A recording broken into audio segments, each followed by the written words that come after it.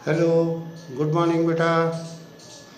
आज अपन सोशियोलॉजी में सामाजिक असमानता और बहिष्कार के स्वरूप ये लेसन है, इसका अपन अध्ययन करेंगे। अब मैं आपको उसके बारे में बताऊंगा। इससे पहले अपन ने पिछले अध्यायों में क्या क्या पढ़ा था।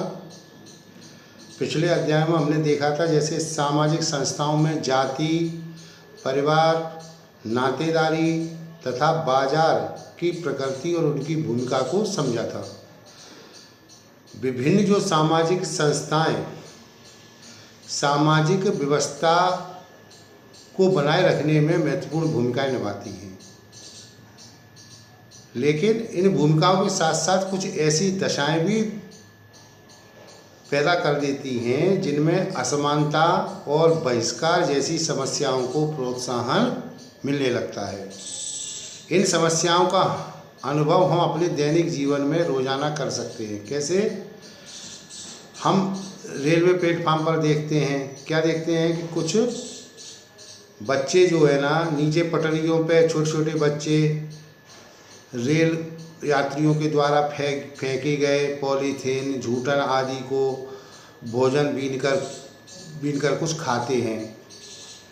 बहुत से बच्चे चाय की दुकानों पर काम करते हैं, सड़क के किनारे, ढाबों पर और मकानों के निर्माण में काम करने में अपनी ज़िंदगी बसर कर रहे होते हैं। ऐसे लोगों को बहुत ही आर्थिक कठिनाइयों का सामना करना पड़ता है और इसी कारण से ये लोग स्कूल भी नहीं जा पाते। साथ ही साथ उन्हें निम्न जाति का होने के कारण, जो बच्चे, अब किसी को पता ही नहीं है वो कौन सी जाति के, लेकिन फिर भी समाज में एक धारणा बना रखी है लोगों ने कि ये एक निम्न जाति के लोगों के होने के कारण इन्हें गंदा समझे जाने लगता है।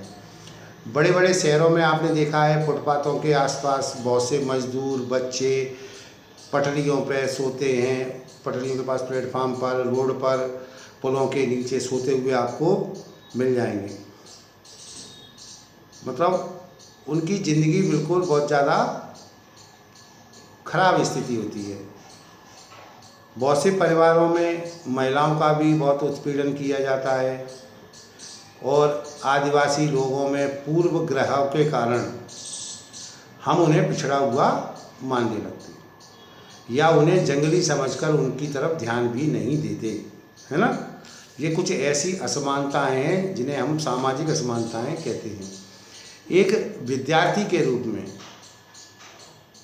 हम इन घटनाओं पर विचार करें तो बहुत सी आसान सी बातें स्पष्ट हमें दिखाई देने लगती हैं कि समाज में किस तरह सामाजिक व्यवस्था में ये विषमताएं जुड़ी हुई हैं और उसी के कारण ये समस्याएं पैदा होती हैं। सामाजिक व्यवस्था में विषमताओं के कारण ये इस तरह की असमानताएं पैदा होती हैं। यह भाग्य या मेहनत के कमी का परिणाम नहीं होती। अपन ये कह देते हैं कि ये तो भाग्यहीन है, इनका भाग्य कार्य नहीं करता, या ये लोग मेहनत नहीं करते। इससे स्पष्ट क्या हो जाता है कि ये लोग मेहनत भी भरपूर करते हैं, लेकिन इनको कोई सही दिशाएं नहीं प्राप्त हो पाती। ना तो ये आर्थिक रूप से कमज़ोर होने के कारण भरपेट ना तो भोजन कर पाते हैं, ना रह पाते हैं। एक मतलब बहुत विषमता वाली ज़िंदगी इनको व्यतीत करनी पड़ती है, जिसको कि समाज में सामाजिक असमानता का एक रूप में देखा जाता है। इसी तरीके से इसी के अगले स्टेप में क्या आता है, भारतीय समाज में कुछ जातियां जैसे अनुसूचित जाति है, अनुसूचित जनजातियां हैं या पिछड़े वर्ग है, महिलाएं हैं, विकलांग हैं, तो इनकी जो समस्याएं हैं वह किसी न किसी रूप से सामाजिक असमानता, बहिष्कार तथा तरह तरह के पूर्वाग्रहों का परिणाम है। पूर्वाग्रहों का मतलब लोगों ने पहले से ही अपने मन में एक धारणा बना रखी है कि ये तो गरीब ही पैदा हुए हैं, गरीब ही मरेंगे ना, जबकि ऐसा होता नहीं है। अगर आदमी अपनी मेहनत से, अपने प्रयास से कोई प्रयत्न करे तो वो भी अपने सामाजिक जीवन को एक उच्च स्थिति पर प्राप्त कर सकता है। तो आज इस लेसन में हम सबसे पहले यही पढ़ेंगे कि सामाजिक असमानता अथवा विषमता होती क्या है, जो मैंने अभी आपको बताया। सामाजिक असमानता का संबंध मुख्य रूप से 3 दशाओं के असमान वितरण से है। 3 ऐसी दशाएं होती हैं जिनमें असमानता का वितरण होता है। कौन कौन सी हैं? जिन्हें हम क्या कहते हैं? आर्थिक पूंजी, सांस्कृतिक पूंजी और सामाजिक पूंजी। ठीक है, तो सामाजिक असमानता के 3 दशाएं होती हैं। सामाजिक असमानताओं की पहली हम आर्थिक पूंजी, दूसरी सांस्कृतिक पूंजी और तीसरी सामाजिक पूंजी। धन संपत्ति और आय को हम कहते हैं आर्थिक पूंजी। पहला पॉइंट क्या था? आर्थिक पूंजी। तो किसको कहते हैं आर्थिक पूंजी को? धन, संपत्ति, आय को आर्थिक पूंजी का उदाहरण है जी। जबकि शिक्षा और जीवन में मिलने वाली प्रतिष्ठा का संबंध सांस्कृतिक पूंजी से होता है। सांस्कृतिक पूंजी का संबंध किससे होता है? शिक्षा और जीवन में मिलने वाली प्रतिष्ठा, समाज में जो प्रतिष्ठा मिलती है उसका संबंध सांस्कृतिक पूंजी से होता है। अब तीसरी आती है सामाजिक पूंजी। सामाजिक पूंजी क्या होती है? समाज में विभिन्न लोगों के बीच स्थापित होने वाले संपर्क अथवा संगति के तरीकों को हम सामाजिक पूंजी के रूप में एकत्रित करते हैं। इसका ये एक सामाजिक पूंजी। तो 3 हो गई ये चीज़ें, है ना। जैसे समाज के बीच में, लोगों के बीच में विभिन्न जो संबंध स्थापित होते हैं उससे हमारी एक सामाजिक पूंजी का निर्माण होता है। आप लोग देखते होंगे कि हम लोग समाज में एक के यहाँ दूसरे के यहाँ मिलते हैं, जुलते हैं, सामाजिक संबंध बनाते हैं, उससे हमारी एक सामाजिक पूंजी की तैयारी होती है। तो कुल मिला के ये 3 हैं सामाजिक असमानता की दशाएं जो मैंने आपको बताई, है ना। अब सामाजिक असमानता की विशेषता क्या बोलिएंगे, अपन परिभाषा क्या कहेंगे? क्या है सामाजिक असमानता की परिभाषा? तो आंद्रे ब्रितोई एक विद्वान हुए, उन्होंने लिखा है, क्या लिखा है कि सामाजिक असमानता मौलिक रूप से एक सामाजिक तथ्य है। सामाजिक असमानता मौलिक रूप से एक सामाजिक तथ्य है, क्योंकि समाज की परंपराएं और सामाजिक मानदंड ही सामाजिक असमानता को जन्म देते हैं। समझ रहे हैं आप लोग? क्या कहा उन्होंने, आंद्रे ब्रितोई ने, कि सामाजिक असमानता मौलिक रूप से एक सामाजिक तथ्य है, क्योंकि समाज की परंपराएं और सामाजिक मानदंड ही सामाजिक असमानता को जन्म देते हैं। ठीक है, तो ये मैंने आपको बताया। अब क्या है सामाजिक असमानता की कुछ विशेषताएं। ये तो आपको मैंने सामाजिक असमानता का अर्थ बताया, उसकी एक आपको डेफिनेशन बताई, इसको आप नोट करके रखना। अब इसकी कुछ विशेषताएं। नंबर 1, पहली विशेषता क्या है सामाजिक असमानता की? विभिन्न समाजों में, बहुत समाज होते हैं अपने यहाँ, विभिन्न समाजों में विषमता का विकास सामाजिक सीख से प्रक्रिया के द्वारा होता है। संस्कृति से संबंधित विभिन्न मूल्यों, नियमों और व्यवहार के तरीकों के द्वारा व्यक्ति को बचपन से ही ये सीख मिलती है कि उसे अपने से भिन्न समूहों से किस तरह का व्यवहार करना चाहिए। पहली विशेषता क्या है? विभिन्न समाजों में विषमता का विकास सामाजिक सीख से प्रक्रिया के द्वारा होता है। संस्कृति से संबंधित विभिन्न मूल्यों, नियमों और व्यवहार के तरीकों के द्वारा व्यक्ति को बचपन से ही ये सीख मिलती है कि उसे अपने से भिन्न समूहों से किस तरह का व्यवहार करना चाहिए। नंबर 2, सामाजिक असमानता का संबंध मुख्य रूप से सामाजिक स्तरीकरण से होता है। किससे होता है? सामाजिक स्तरीकरण से। कैसे? यदि कोई समूह अपनी योग्यता और प्रयत्नों को बढ़ाने के बाद भी अपनी परंपरागत सामाजिक दशाओं में सुधार नहीं कर पाता, तो इसके लिए समाज की व्यवस्था ही जिम्मेदार होती है। अगर कोई इंसान कमज़ोर है, आर्थिक रूप से कमज़ोर है, तो वो अगर अपनी योग्यता और प्रयत्नों के द्वारा अपने प्रयत्नों को के द्वारा बढ़ाने के बाद भी परंपरागत सामाजिक अपनी दशाओं में सुधार नहीं कर पाता, तो इसके लिए समाज की व्यवस्था ही जिम्मेदार मानी जाएगी। तीसरा, विभिन्न समाजों में असमानता के आधार भी एक दूसरे से भिन्न देखने को मिलते हैं। हर समाज में असमानता के आधार भी भिन्न भिन्न होते हैं। कैसे? अमेरिका और यूरोप में काले और गोरों के बीच एक असमानता है, आप लोग जानते हैं, उनमें आपस में भेद है। बहुत से काले लोगों को उनके अधिकारों से वंचित कर दिया जाता है। तो ये एक असमानता देखने को मिलती है कि उनका समाज में एक तरह से बहिष्कार सा कर दिया जाता है, ना उन्हें अधिकार दिए जाते हैं, ना उनको वो सुख सुविधाएं दी जाती हैं जो गोरों को मिलती हैं। भारत में भी जाति के आधार पर, स्त्री पुरुष के आधार पर, आयु के आधार पर तथा पवित्रता और अपवित्रता के संबंधी नियम भी सामाजिक असमानता के मुख्य आधार हैं। भारत में भी जाति के आधार पर, स्त्री पुरुष के आधार पर, आयु के आधार पर और पवित्रता और अपवित्रता के आधार पर भी सामाजिक विषमता के मुख्य आधार बने हैं। तो तीसरी विशेषता हुई। चौथी क्या है कि सामाजिक विषमता जो होती है या असमानता होती है के कारणों में समय के अनुसार परिवर्तन भी होते रहते हैं। कैसे रहते हैं? उदाहरण के लिए, पूंजीवादी युग में उत्पादन के साधनों पर अधिकार सामाजिक विषमता का आधार था। पूंजीवादी युग में सामाजिक विषमता का आधार था। पूंजीवादी युग में उत्पादन के साधनों पर सामाजिक विषमता का अधिकार था, जबकि मध्यकाल में जाति संबंधी नियम सामाजिक व्यवस्था के सबसे प्रमुख आधार बने। आज वैश्वीकरण के युग में, वर्तमान में वैश्वीकरण के युग में नव उपनिवेशवाद ने सामाजिक व्यवस्थाओं में वृद्धि की है। नव उपनिवेशवाद आप जानते हैं, मैंने आपको उपनिवेशवाद वाले चैप्टर में पढ़ाया था कि उपनिवेश उन राष्ट्रों को या देशों को कहा जाता है जहाँ पर कि दूसरे आकर आप पर शासन करें, आप पर अपना ज़बरदस्ती वाला हर कार्यक्रम या शासन व्यवस्था थोपें, या एक तरह से वो गुलामी वाला रहता है। तो उसमें जो भेदभाव होता है या असमानता होती है उसको अपन क्या बोलते हैं?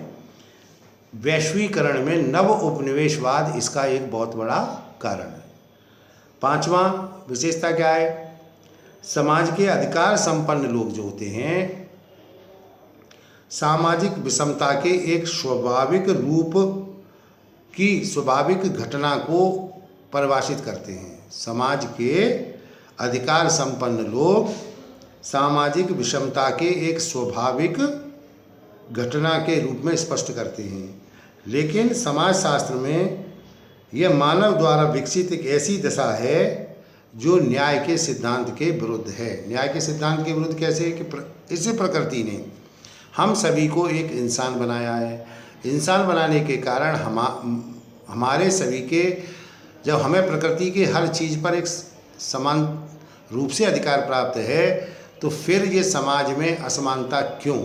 तो कहने का तात्पर्य ये है कि ये असमानता हमारे समाज के द्वारा ही पैदा की गई है, और जिसके मैंने आपको तरह तरह के वजह या कारण भी बताए, इसकी विशेषताएं भी बताई।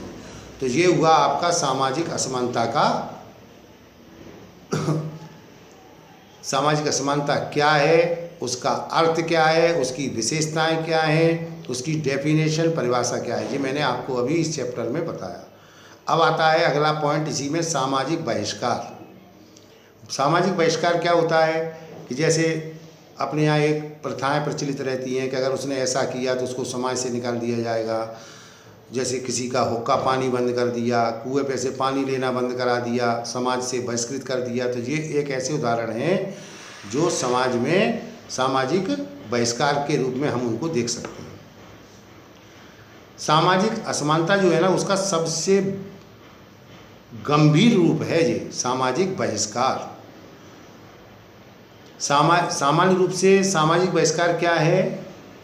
सामाजिक बहिष्कार अथवा अपवर्जन एक ऐसी प्रक्रिया है। अपवर्जन मीन्स बहिष्कार, सामाजिक बहिष्कार। इसको याद रखना आप, नहीं अपवर्जन से आप भूल मत जाना कि ये अपवर्जन क्या चीज़ है। तो सामाजिक बहिष्कार अथवा अपवर्जन एक ऐसी प्रक्रिया है जिसके द्वारा कुछ व्यक्तियों अथवा समूह को समुदाय के शेष जीवन से पृथक कर दिया जाता है। वे अपने मनोवांछित अधिकारों से उनको वंचित किया जाता है। यूरोप में एक लंबे समय तक काले लोगों को गोरे लोगों से पृथक करके विभिन्न अधिकारों से वंचित करके उनका सामाजिक बहिष्कार का ही एक विशेष रूप था। यूरोप में जो गोरे लोगों ने काले लोगों का बहिष्कार किया वो एक सामाजिक बहिष्कार का ही रूप है। गॉर्डन मार्शल जो विद्वान हुए समाजशास्त्री, उन्होंने सामाजिक बहिष्कार की जो अवधारणा है उसके 3 रूपों को स्पष्ट किया है। कौन कौन से रूप है वो? उनका कहना नंबर 1, ये एक ऐसी प्रक्रिया है जिसके द्वारा व्यक्ति के किसी समूह पर अपने अधिकारों का उपयोग पर रोक लगा दी जाती है। क्या कहते हैं गॉर्डन का कहना ये है कि एक ऐसी प्रक्रिया है जिसके द्वारा व्यक्तियों के किसी समूह पर अपने अधिकारों के उपयोग पर रोक लगा दी जाती है। साधारणतः इन अधिकारों का संबंध नागरिकों और सामाजिक जीवन से होता है। जो अधिकारों पर रोक लगाई जाती है उनका संबंध किससे होता है? सामाजिक जीवन से और नागरिकों से। नागरिकों और सामाजिक जीवन से इनका संबंध होता है जिन अधिकारों पर प्रतिबंध लगाया जाता है। इसका दूसरा रूप जो है वो दुर्खीम ने अलगाव की दशा कहा। दूसरा रूप क्या कहा उन्होंने स्पष्टता सामाजिक बहिष्कार को? अलगाव की दशा। अलगाव की दशा में बहिष्कृत समूह, जिसको बहिष्कृत कर दिया जाता है, अपने आप को असहाय और शक्तिहीन समझने लगता है। जब आप उसको पूरे समाज से अलग कर देंगे, उसके अधिकार खत्म कर देंगे, उसके जीवन यापन के साधन छीन लेंगे, तो वो अपने को क्या महसूस करेगा? असहाय महसूस करेगा और शक्तिहीन भी समझने लगता है। उसके अंदर ये धारणा बन जाती है जिसका बहिष्कार किया जाता है कि वह अपनी इस दशा में कोई सुधार नहीं कर सकता। उसके अंदर एक हीन भावना आ जाती है कि मुझे तो समाज से बुरी तरह से बहिष्कृत किया गया है। तो उसके अंदर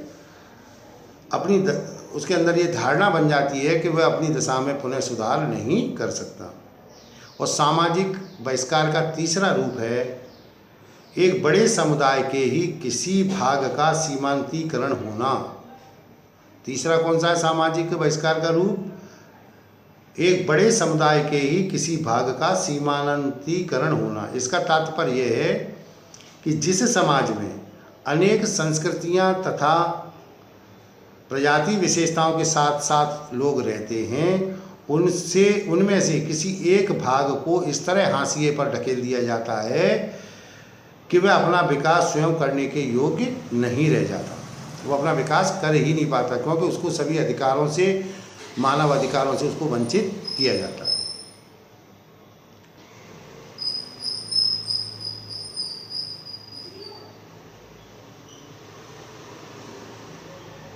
अब आता है, ये तो हो गया सामाजिक बहिष्कार में। अब भारतीय समाज में जो है अनुसूचित जातियां, अन्य पिछड़े वर्ग, अनुसूचित जनजातियां, स्त्रियां और विकलांग लोगों को एक लंबे समय तक धार्मिक और जाति संबंधी मान्यताओं के आधार पर विभिन्न अधिकारों से इस तरह वंचित किया जाता रहा कि वे हिंदू समाज के अंदर रहते हुए भी एक उपेक्षित और सीमांत समुदाय के रूप में बदल गए।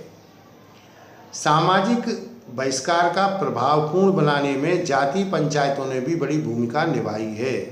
सामाजिक बहिष्कार को प्रभावपूर्ण मतलब इसको बढ़ावा देने में जाति पंचायत ने भी एक बड़ी भूमिका का निर्वाह किया। कैसे? जैसे ग्रामों में हुक्का पानी बंद कर दिया, किसी का जाति का बहिष्कार कर दिया, सामाजिक बहिष्कार कर दिया। तो हुक्का पानी बंद होना या जाति बहिष्कार ये सामाजिक बहिष्कार का ही एक अमानवीय रूप है। वास्तविकता यह है कि भारत में दुर्बल वर्गों की परंपरागत स्थिति को सामाजिक असमानता तथा सामाजिक बहिष्कार के संदर्भ में ही देखा और समझा जा सकता है। ठीक है। अब ये जातियां अलग अलग होती हैं।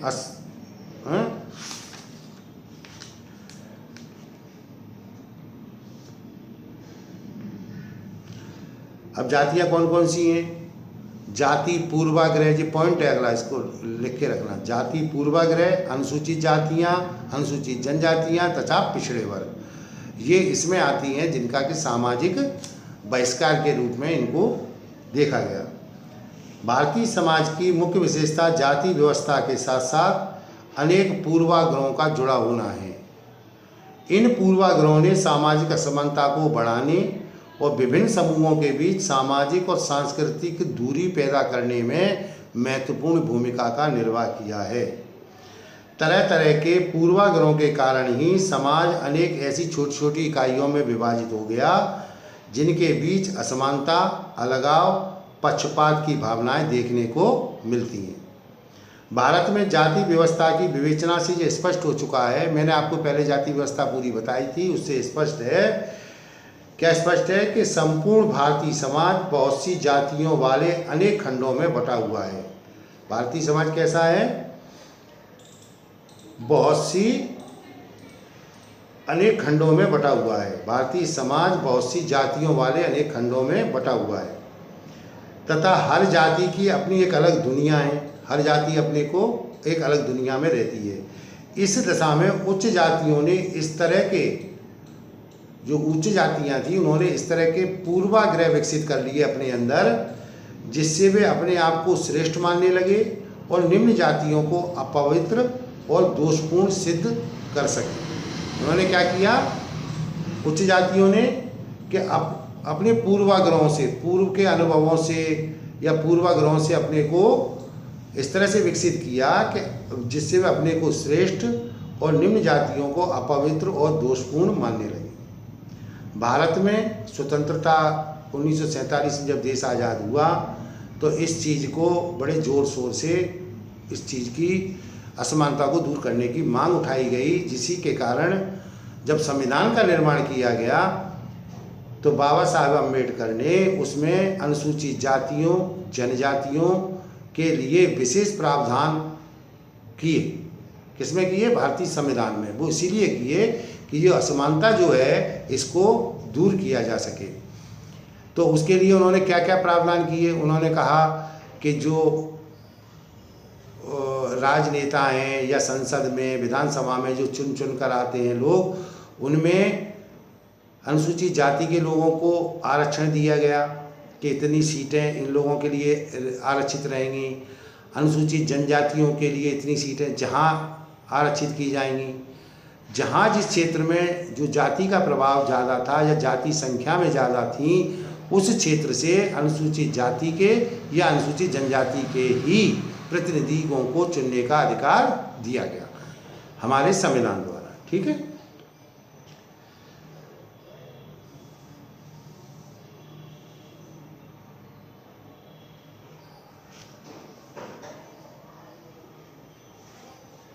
इसी तरीके से आगे चलकर पिछड़े वर्गों के लिए भी संविधान में प्रावधान किए गए, संविधान में संशोधन करके इनको भी मतलब आरक्षण दिया गया।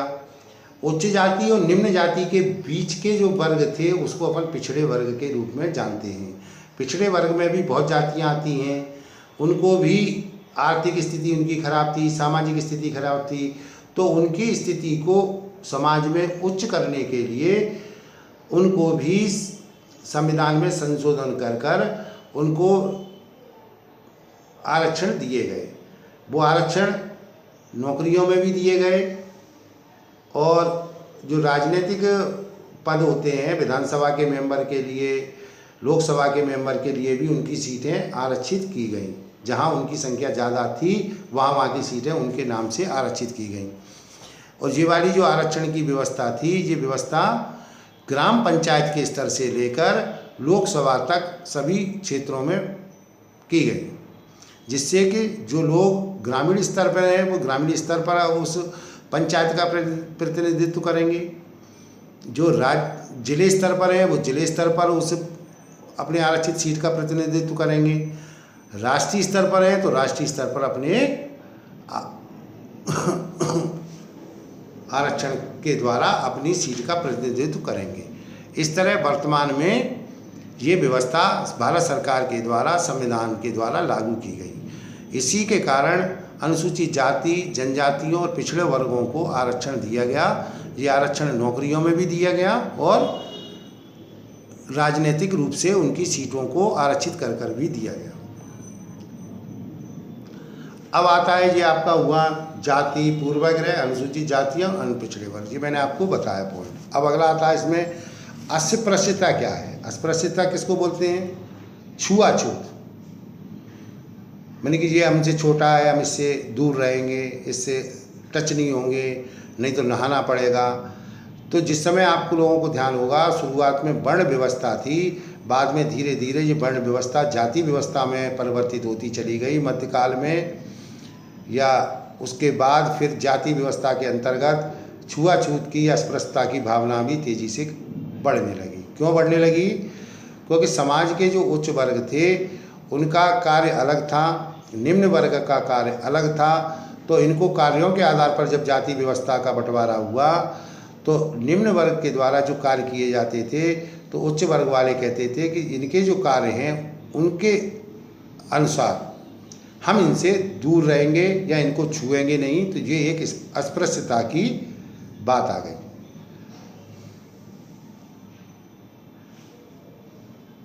और ये जो अस्पृश्यता है ये करीब 2000 वर्षों तक कैसे चलती रही? अस्पृश्यता का संबंध हिंदू स्मृतियों में दिए गए उन धार्मिक नियमों से है जिनके अनुसार शुद्धता और अशुद्धता के पैमाने पर शूद्र वर्ण में आने वाली कुछ जातियों को सबसे अपवित्र मानकर उन्हें अछूत घोषित कर दिया गया। इन्हें इतना अधिक अपवित्र कहा जाने लगा कि इन लोगों के छू लेने मात्र से दूसरी जातियों के लोग अपवित्र हो जाते थे तथा फिर से शुद्ध होने के लिए कुछ उन्हें धार्मिक क्रियाएं करनी पड़ती थी। दक्षिण भारत के कुछ हिस्सों में अछूत समझे जाने वाले व्यक्ति की छाया पड़ जाने को भी एक अशुद्ध दशा के रूप में देखा जाने लगा। आप देखिए कि इस उच्च वर्ग के जो समाज के लोग थे उन्होंने इस अस्पृश्यता को इतना तेज़ी से बढ़ावा दिया और उसको धार्मिक रूप से इस चीज़ को जोड़ दिया। उन्होंने कि अगर इससे हम छू जाएंगे, क्योंकि ये जो कार्य करते हैं जैसे चमड़े के कोई काम करना, जूते बनाना या जानवरों की खाल निकालना या जो मल वगैरह शौचालय वगैरह को साफ करना, तो इनके प्रति इस तरह की दुर्भावना समाज ने अपने आप में ओढ़ ली कि ये अस्पृश्य लोग हैं और इसको आधार उन्होंने धार्मिक दे दिया। उन्होंने कहा कि अगर इनसे छू जाएंगे तो ये धार्मिक आधार पर भी एक अशुद्ध दशा के रूप में इसका प्रभाव हमारे पास पड़ेगा। वास्तविकता ये है कि अस्पृश्यता का संबंध मुख्य रूप से 3 आधारों से रहा है। 3 आधार हैं इसके अस्पृश्यता के। नंबर 1, अपवित्र समझे जाने वाली जातियों का सामाजिक, धार्मिक तथा आर्थिक बहिष्कार। क्या नंबर 1 क्या है? 3 आधार हैं इसके। क्या? अपवित्र समझे जाने वाली जातियों का सामाजिक, धार्मिक तथा आर्थिक बहिष्कार। नंबर 2, उनके साथ शोषण और अधीनता के संबंध। उनके साथ कैसे संबंध? शोषण के, उनका शोषण करना और उनको अपने अधीन बनाए रखना, ये संबंध थे। ये दूसरा पॉइंट है अस्पृश्यता का। तीसरा, उनके प्रति अपमानजनक व्यवहार, उनको गाली गलौज करना, मारना पीटना। आज भी हम देखते हैं समाज में, ग्रामीण क्षेत्रों में भी देखते हैं कि वहाँ पर उच्च वर्ग के लोग निम्न वर्ग के लोगों को ज़बरदस्ती मारा पीटी भी करते हैं, उनकी महिलाओं के साथ बदसलूकी भी करते हैं। लेकिन अब देश आज़ाद होने के बाद धीरे धीरे इन सब चीज़ों में कमी आ रही है, लेकिन कुछ कुछ घटनाएं आज भी घटित ऐसी होती हैं कि समाज का उच्च वर्ग निम्न वर्ग के लोगों के साथ अमानवीय व्यवहार करता है। बहिष्कार के रूप में क्या होता था इन पर? सार्वजनिक जो नल होते थे गाँव में, कुएँ होते थे, तालाब होते थे, उनके उपयोग करने पर, पूजा आराधना करने पर, संपत्ति रखने पर प्रतिबंध लगा दिया गया। क्या कर दिया गया? बहिष्कार के रूप में, इन लोगों के सामाजिक बहिष्कार के रूप में इन लोगों के ऊपर जो सार्वजनिक नल होते थे, कुएँ होते थे, तालाब होते थे, उनका उपयोग करने पर, पूजा आराधना करने पर, संपत्ति रखने पर प्रतिबंध लगा दिया गया। शोषण और अधीनता के रूप में अछूत जातियों के लिए जरूरी हो गया कि वे मेला उठाने, मेला मतलब शौचालय का जो होता है मेला, उसको उठा ले, मरे हुए पशुओं को उठाने का काम ही करें, उच्च जातियों की जूठन और पुराने कपड़ों से ही अपना गुजारा करें, सार्वजनिक बस्तियों से बाहर किसी गंदे स्थान पर रहें तथा किसी भी दिशा में उच्च जातियों के सामने ना आए। ये इस तरह की भावनाएं या ये परंपराएं शुरुआत से इन्होंने लागू कर दी, जिससे कि समाज का एक बहुत बड़ा वर्ग अपने अधिकारों से, चाहे वो अधिकार सामाजिक हों, आर्थिक हों, धार्मिक हों, इनसे वंचित कर दिया गया उसको। अपमान और अनादर के रूप में अनेक व्यवहार निर्धारित किए गए, जैसे गंदे स्थानों की सफाई करवाना, सिर झुकाकर खड़े रहना, सार्वजनिक स्थानों पर टोपी उतारकर अपने जूते हाथ में लेकर चलना, उच्च जातियों द्वारा किए जाने वाले किसी भी व्यवहार का विरोध न करना आदि ही अस्पृश्यता की निशानी थी। अस्पृश्यता या अछूत कही जाने वाली जातियों को समय समय पर अनेक नामों से संबोधित किया जाता रहा। ब्रिटिश शासन की ओर से साइमन कमीशन ने सबसे पहले इन जातियों की जनगणना पर जोर दिया। किसने दिया? साइमन कमीशन ने, और इन्हें अनुसूचित जाति का नाम दिया। लेकिन ज्योतिबा फुले, आपने सुना होगा, लेकिन ज्योतिबा फुले ने जैसे महान समाज सुधारक ने अछूत समझे जाने वाली जातियों को सबसे पहले दलित जाति के नाम से संबोधित करने पर जोर दिया। अगर कोई आपसे क्वेश्चन आता है कि सबसे पहले दलित जाति शब्द का प्रयोग किसने किया, तो आप कह सकते हैं ज्योतिबा फुले ने। अनुसूचित जातियों के लिए किसने प्रयोग किया शब्द? साइमन कमीशन ने। शाब्दिक रूप से दलित शब्द का क्या अर्थ होता है? शाब्दिक रूप से दलित शब्द का अर्थ है कुचला हुआ, जो इनके बहिष्कार और अपमानजनक व्यवहार की सीमा को स्पष्ट करता है।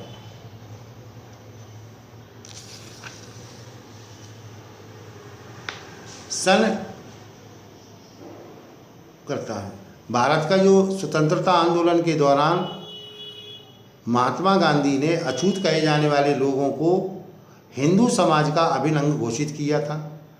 उन्होंने अछूत जातियों को हरिजन नाम देकर, हरिजन नाम किसने दिया? महात्मा गांधी ने। स्वयं भी हरिजन बस्तियों में रहना आरंभ किया। किसने? महात्मा गांधी ने। सन 1947 में स्वतंत्रता मिलने के बाद जब भारत का नया संविधान बना, तो संविधान निर्माताओं ने यह माना कि शूद्र वर्ण में आने वाली सभी जातियों की दशा एक जैसी नहीं। शूद्र वर्ण में जिन जातियों को अछूत माना जाता है, वे जातियां सबसे अधिक शोषित, उपेक्षित और पद दलित हैं। इन जातियों को कानूनी सुरक्षा और सरकारी नौकरियों में आरक्षण दिए बिना इनकी दशा में सुधार नहीं किया जा सकता, जो मैंने आपको अभी पहले बताया था। इसके लिए भारतीय संविधान के अनुच्छेद 341, कौन सा अनुच्छेद है? अनुच्छेद 341 के विभिन्न प्रावधानों के अंतर्गत राष्ट्रपति को यह अधिकार दिया गया है कि वह विभिन्न प्रदेशों के राज्यपालों से सलाह करके उन जातियों की एक सूची तैयार करे जिन्हें सामाजिक, धार्मिक और आर्थिक आधार पर सभी तरह के अधिकारों से वंचित किया जाता रहा। 26 जनवरी जब 1950 को देश का नया संविधान लागू हुआ, तो सबसे पहले ये अनुसूची तैयार कर ली गई। इस अनुसूची में जिन जातियों को सम्मिलित किया गया, उन्हीं को अनुसूचित जातियां कहा जाता है। तो इन अनुसूचित जातियों के लक्षण कौन कौन से थे, वो उन्होंने 5 माने हैं। वो लक्षण 5 कौन कौन से थे? संविधान में उन्हीं जातियों को अनुसूचित जातियां कहा गया जिनमें ये 5 लक्षण पाए गए। वो लक्षण कौन कौन से हैं? जो जातियां हिंदू जाति व्यवस्था में सबसे नीचे स्थान पर होने के कारण अपना विकास स्वयं करने में असमर्थ थीं। दूसरा, जिन्हें परंपरागत रूप से उच्च जातियों और यहाँ तक कि कुछ पिछड़ी जातियों जैसे कहार, धोबी, नाई, दर्जी तथा माली आदि के भी संपर्क में आने की अनुमति नहीं थी। तीसरा, जिन्हें मंदिरों में प्रवेश करने का अधिकार भी नहीं था। चौथा, सार्वजनिक स्थानों और बस्तियों का उपयोग करने से भी इनको वंचित किया गया था। पांचवा, जो अपने गंदे और अपवित्र पेशे के द्वारा आजीविका उपार्जित करने के लिए बाध्य थीं। तो ये इनके 5 ऐसे वो माने गए अनुसूचित जातियों के, जिस आधार पर इनको संविधान में आरक्षण प्रदान किया गया। आज वर्तमान में क्या है, कानूनों के द्वारा अस्पृश्यता का अंत कर दिया गया है। कोई किसी को एक दूसरे से अस्पृश्यता की भावना रख नहीं सकता। सभी को मंदिरों पर जाने की छूट है, सभी को सार्वजनिक स्थलों पर जाने की छूट है, सभी को कुओं से, तालाबों से, नदियों से उसका उपयोग करने की छूट है। तो कुल मिलाकर अस्पृश्यता का कानूनों के द्वारा वर्तमान में अंत कर दिया गया है। लेकिन फिर भी कुछ कुछ जगहों पर कभी कभी कोई घटनाएं हमको आपको समाज में वर्तमान में देखने को भी मिल जाती हैं। अब इनकी समस्याएं क्या क्या थी, अनुसूचित जातियों की समस्याएं क्या क्या थी।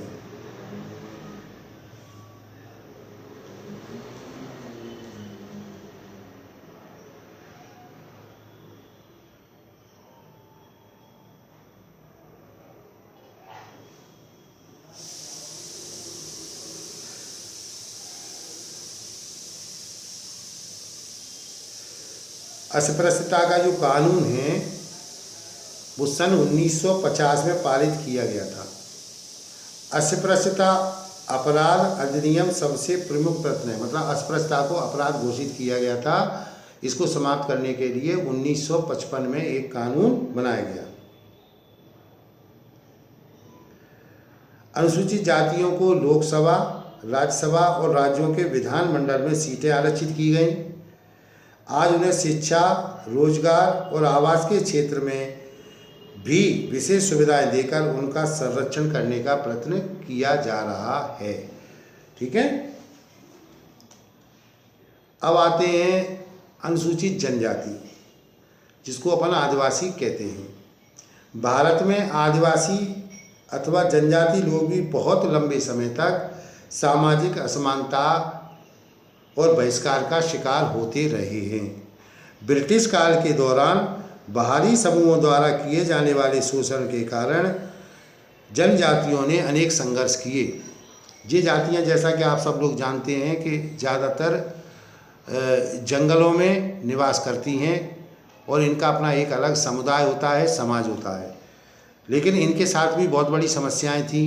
ये देश की विकास की मुख्य धारा से नहीं जुड़ पा रही थीं। इनका भी बाहरी लोगों ने जा जाकर उन क्षेत्रों में इनका बहुत बुरी तरह से आर्थिक, मानसिक, सामाजिक शोषण किया, जिसके कारण इन जनजातियों को समय समय पर बहुत से आंदोलन करने पड़े। किनको? जनजातियों को। जिनमें से प्रमुख आंदोलन कौन से थे? खानदेश संघर्ष था इनका पहला आंदोलन, जिन जनजातियों ने किया। संथाल का विद्रोह किया। बिरसा मुंडा आंदोलन हुआ। ये भी बिरसा मुंडा भी आदिवासियों के बहुत बड़े वो हुए इनके समाज से, जिन्होंने इनकी समस्याओं के लिए अंग्रेज़ों के प्रति हथियार उठाए, अंग्रेज़ों से संघर्ष किया। आज भी इनकी पुण्यतिथि, स्मरण तिथि मनाई जाती है पूरे देश में बड़े श्रद्धा भाव से। बिरसा मुंडा। झारखंड आंदोलन हुआ, गोंडवाना आंदोलन हुआ। तो ये जो आंदोलन हुए ना समय समय पर, ये आदिवासियों ने अपनी समस्याओं को देश के सामने रखने के लिए इन आंदोलनों को किया, ताकि इनके साथ जो गलत व्यवहार किया जा रहा था या इनका जो शोषण किया जा रहा था उसको दूर किया जा सके। वर्तमान में स्वतंत्रता के बाद भी पूर्वोत्तर भारत कौन से राज्य होते हैं पूर्वोत्तर भारत में, मालूम है आपको? मणिपुर है, मेघालय है, त्रिपुरा है, अरुणाचल प्रदेश है। इन जगहों पर भी बहुत जनजातियां निवास करती हैं। इन जनजातियों के द्वारा भी समय समय पर बहुत अपनी पहचान को बनाए रखने के लिए बहुत संघर्ष किया गया। आदिवासी संघर्ष के वर्तमान कारणों में जनजातियों की भूमि का जो अधिग्रहण किया, विकास कार्यक्रमों से उत्पन्न होने वाले विस्थापन, इनके जंगलों से मिलने वाले पदार्थों के संग्रह पर नियंत्रण लगा दिया गया, बढ़ती हुई निर्धनता, इनकी जो इनकी प्रमुख समस्याएं थी, कौन कौन सी थी जनजातियों की? भूमि का अधिग्रहण, सबसे पहले क्या है जनजातियों की समस्याएं, अब आप कहोगे तो कौन सी आएगी? पहले भूमियों का अधिग्रहण, इनकी जो भूमि थी उसको अधिग्रहण कर लिया गया, उनको ले लिया गया। विकास कार्यक्रमों से उत्पन्न होने वाले विस्थापन, जैसे इनके क्षेत्रों में जब रोडें बनाई गई और कल कारखाने वगैरह लगाए गए तो इनका वहाँ से विस्थापन होने लगा, जो इनकी एक समस्या है। तो पहली समस्या भूमि अधिग्रहण, दूसरी समस्या इनका विस्थापन। तीसरी, जंगलों, इनका जीवन काय पर निर्भर था? जंगलों से जो खाद्य पदार्थ मिलते थे उनसे बेचकर ये अपना आजीविका चलाते थे, उस पर भी सरकार ने या उस समय जो शासन थे उन्होंने रोक लगाई, तो ये भी इनकी समस्या थी। और बढ़ती हुई निर्धनता, जब आप पे कोई रोजगार धंधा नहीं होगा तो आपकी निर्धनता स्वाभाविक है बढ़ेगी, तो ये भी इनकी एक बहुत बड़ी समस्या थी, निर्धनता। बेरोजगारी, बेरोजगारी भी थी, जब इनको कोई काम वगैरह नहीं दिया जाता था या ये कहीं नौकरी नहीं कर पाते थे, क्यों? पढ़े लिखे नहीं थे, तो ये भी इनकी बेरोजगारी भी एक बहुत बड़ी समस्या थी। और ऋणग्रस्त, ऋणग्रस्त मतलब कर्ज में डूबे हुए थे। जब घर को चलाने के लिए आर्थिक स्थिति खराब थी तो वहाँ पर जो आसपास के जमींदार या छोटे मोटे लोग होते थे वो इनको कर्ज देते थे। जब ये कर्ज नहीं लौटा पाते थे तो इनकी ज़मीनों को हड़प लेते थे और उसके एवज में इनको अपने घरों पे काम पे लगा दिया जाता था, जिसके लिए इन्हें कोई वेतन नहीं देते थे, केवल खाना दिया जाता था। कुल मिलाकर इनके संग बड़ा अमानवीय व्यवहार किया जाता था। तो इस सब समस्याओं को देखते हुए जिस समय संविधान का निर्माण किया गया उस समय इनकी समस्याओं को दूर करने के उद्देश्य से उसमें इस तरह के कई प्रावधान संविधान में किए गए, जिससे कि ये अनुसूचित जनजाति के लोग भी समाज की मुख्य धारा से जुड़ें, उसके लिए इनको भी आरक्षण की व्यवस्थाएं समाज ने दी, जिससे कि इनका आर्थिक जीवन, सामाजिक जीवन, धार्मिक जीवन भी ऊपर उठ सके। ठीक है, तो ये दो हुए आपके, अनुसूचित जाति हो गए और अनुसूचित जनजाति हो गए। ठीक है, अब अनुसूचित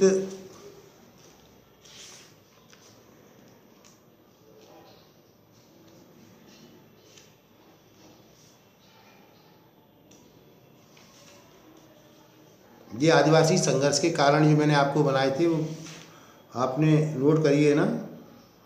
पहला था इनका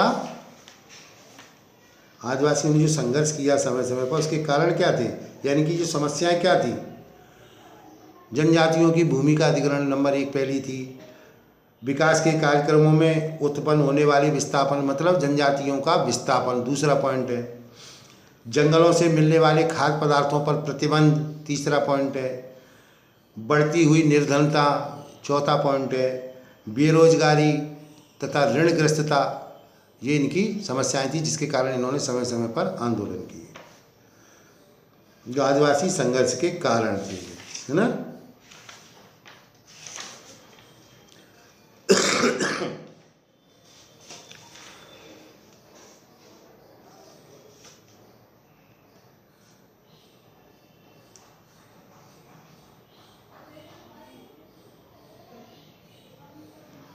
वर्तमान में अनुसूचित जो जनजातियां थी उनकी भी कुछ समस्याएं हैं वर्तमान में। जैसे कौन कौन सी समस्याएं हैं, अगर पूछा जाए वर्तमान में अनुसूचित जाति की क्या समस्याएं, तो आप कह सकते हो ये क्या है। नंबर 1, व्यवहारिक रूप से समाज में आज भी उच्च जाति के लोगों द्वारा अनुसूचित जातियों में सामाजिक संपर्क, खान पान के क्षेत्र में संबंध रखने में संकोच महसूस करते हैं। ये एक समस्या है पहली। कौन सी? कि व्यवहारिक रूप से आज भी उच्च जातियों के लोग अनुसूचित जाति से सामाजिक संपर्क और खान पान के क्षेत्र में भी संबंध रखने में संकोच महसूस करते हैं, नंबर 1। नंबर 2, कि अनुसूचित जनजातियों का लगभग 70% हिस्सा, 70% की आबादी अनुसूचित जनजातियों की आज भी गांवों में निवास करती है। वहाँ पर क्या होता है, उच्च जातियों के द्वारा, गांव के उच्च जाति और प्रभावशाली लोगों के द्वारा बड़े बड़े भूमि स्वामी आज भी अनुसूचित जाति का किसी न किसी रूप से सामाजिक आर्थिक शोषण कर रहे हैं, जो वर्तमान में दूसरी समस्या है इनकी। तीसरी, स्वयं अनुसूचित जातियों के अंदर ही अनेक असमानताएं पैदा हो गई हैं। कैसे हो गई हैं? कि जिन लोगों ने आरक्षण का लाभ पाकर अपनी समाज में स्थिति अच्छी कर ली है, अपना एक स्टेटस बना लिया है, वो समाज के दूसरे जो जातियां हैं उनके साथ अच्छा व्यवहार आज भी नहीं करते। वो उनको अपन खुद स्वयं आर्थिक रूप से संपन्न हो गए, सामाजिक रूप से संपन्न हो गए, लेकिन समाज की जो और जातियां थीं उसी समाज की, उनके साथ उनका भी व्यवहार उतना अच्छा नहीं है। तो ये वर्तमान की एक समस्या है। तीसरी कौन सी? कि स्वयं अनुसूचित जाति के अंदर भी अनेक असमानताएं पैदा हो गई हैं। अब आता है चौथा पॉइंट है इसमें, अनुसूचित जाति की समस्याओं का एक नया रूप आया है, अंतर्राज्यीय संघर्ष के रूप में सामने आया है। वर्तमान में अंतर्राज्यीय संघर्ष के रूप में इनका एक समस्या सामने आई है, जिसमें क्या होता है, ग्रामीण जीवन में अनुसूचित जातियों ने जब सामाजिक, धार्मिक और आर्थिक अधिकार पाने के लिए अपने आप को संगठित करके अपनी अलग पहचान बनाने की कोशिश की, तो उच्च जातियों द्वारा उनका अमानवीय दमन किया जाने लगा। ये वर्तमान की इनकी समस्या आज भी है। वर्तमान में पांचवी समस्या है, अनुसूचित जाति के वर्तमान समस्याओं को आज के राजनीतिक संदर्भ में भी सरलता के रूप में देखा जा सकता है। कैसे?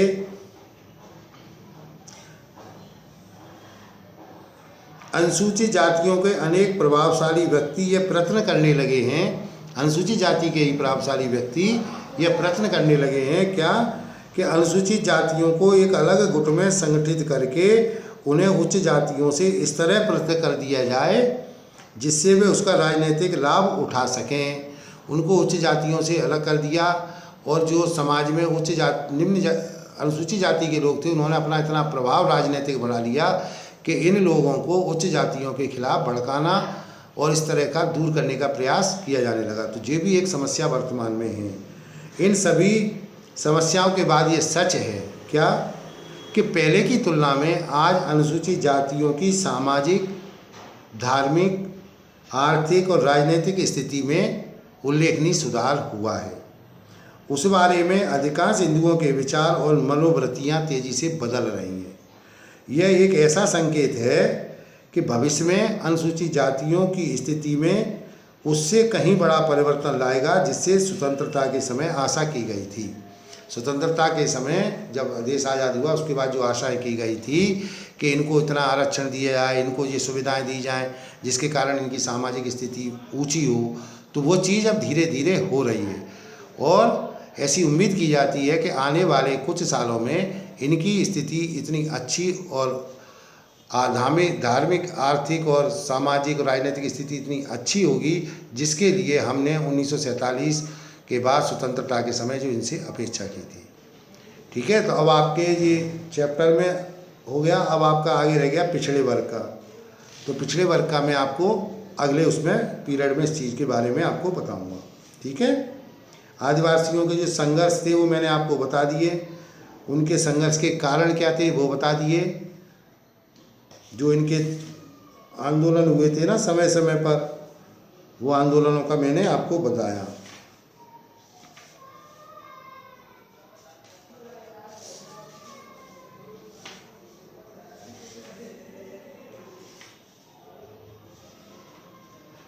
मैंने कौन कौन से बताए थे आदिवासियों के, आप लिख लो।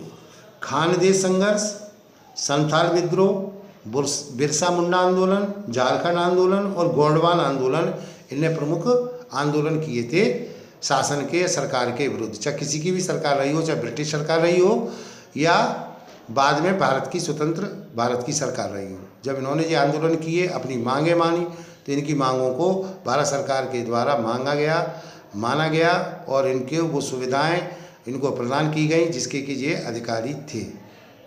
ठीक है, अब आपको मैं आगे बताऊंगा पिछड़े वर्ग का। ये चैप्टर आपका अभी कंटिन्यू चल रहा है, इसमें अभी 5-6 पॉइंट और हैं बड़े बड़े। ठीक है, कल आपको इसके बारे में पूरा मैं बताऊँगा। ठीक है बेटा, और आप अच्छे से इसको रीड करते जाएं और इसके नोट्स भी बनाते जाएं। जिस समय आप मेरे पास आएंगे जो भी कमी पेशी होगी मैं आपकी उससे दूर करा दूँगा। ओके बेटा।